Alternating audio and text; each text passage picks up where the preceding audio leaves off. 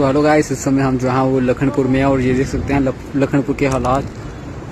भाई साहब ये देखो, मैं आज की वीडियो दिखा रहा हूँ ये, और काफ़ी ज़्यादा यहाँ पर जो है वो सिक्योरिटी टाइट हो चुकी है। पुलिस के जवान यहाँ मौके पर, ये देखो विजिटल बजा के जो है वो सबको वो कर रहे हैं, मना कर रहे हैं। ये बिल्डिंग जो है वो पूरी जा चुकी है।